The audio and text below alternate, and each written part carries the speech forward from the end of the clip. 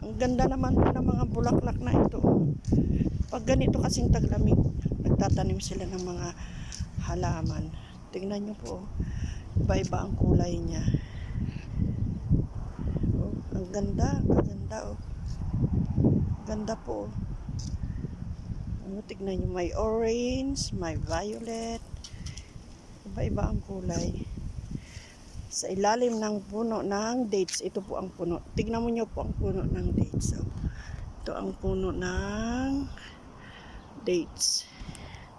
Ayan, namumulaklak na po siya, yung dates. Pero ang ganda nitong mga halaman na to. Tignan nyo po. Ang gaganda, oh. Oh. Dito iba naman ang kulay niya. Ang ganda, oh. Ang ganda po, oh. Ang gaganda. May mga halaman din ito sa atin, eh. May nakikita ako sa atin.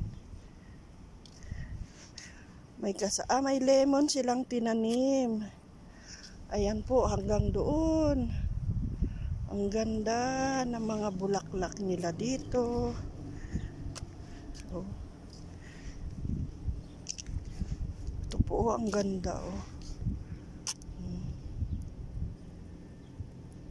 Ganda naman. Pag ganitong taglamig, kung ano-ano mga pinagtatanim nila kasi ito iba ang kulay niya. Ito white.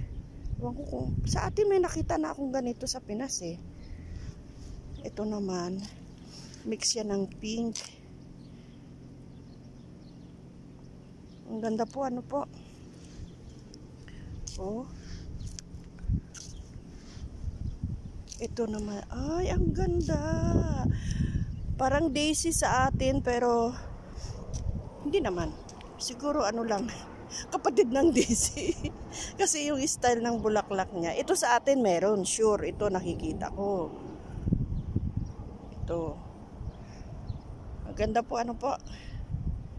Ang ganda niya. Ang gaganda nila, oh.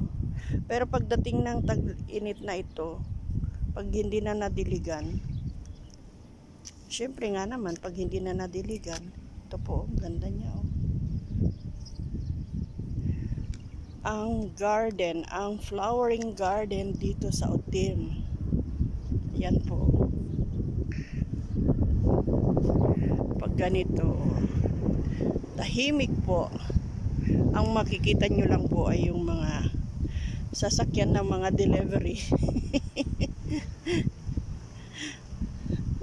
Ang bukas lang po is supermarket. Ayan po, namumulaklak na ang dates. In a few months ito, ayan po ang bulaklak niya, oh. Mga ilang buwan yan, magsisimula ng parang sa atin. Ayan po ang puno ng dates na may bulaklak. Ayan na po. Ganda, oh. Ganda po, ano po. Sa atin naman, panahon na ng mangga.